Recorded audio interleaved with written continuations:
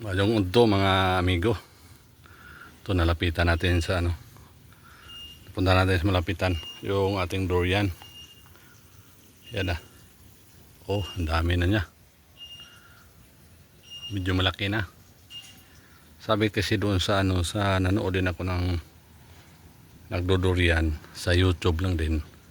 Tanggalin daw to itong mga sanga na to. Itong maliliit. Kaya isa din daw to sa ano, nag-agaw ng mga nutrients, ang taba niya ba.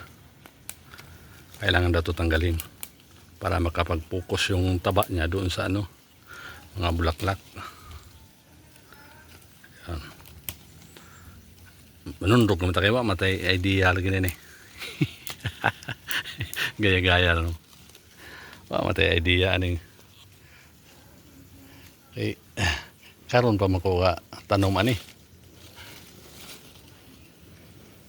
Karon pa ko katanom. Namunga naman siya. Namulaklak na siya oh, diba oh. Oh, diba? Kadami na. Dami na. Sana naman may mabuhay lang nito. Tanggalan natin ang mga sangang maliliit. Kasi nag-agaw na to ng ano, yung taba. Ito pa. Ewan ko kung anong pang spray nito. Sana mabuo ba. Pero kaganda. Kaganda ng tingnan no. Ang saya-saya na. Wow. Ating durian. Ito, tanggalon natin yung mga sanga na to. Agaw na to sa taba ba. Para makapag-focus dito. Ang ano niya. Yung taba. Yan o. Doon sa taas di ko maabot. Paagatin pa yun. Yan o. Ito si babaw. Yan o. Tagha na. Ito si babaw. Doon pa doon sa kabila. O doon o. Naghanap si babaw o. Sana may mabuhay nito.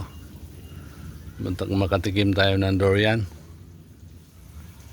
Ayan o. Ang saya-saya. Ang ganda ng ano niya. Bulaklak. Punta dito.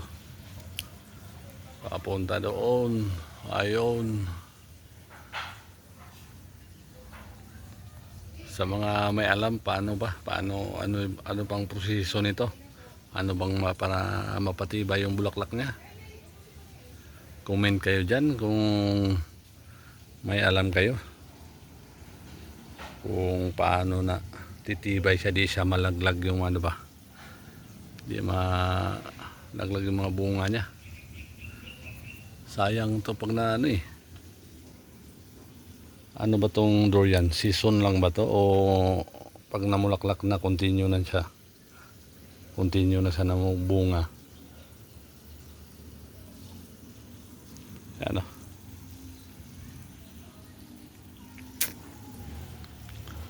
Tapos yung ano din oh, daming bunga. Daming bunga.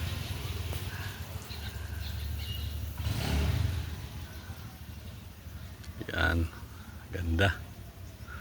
Thank you for watching.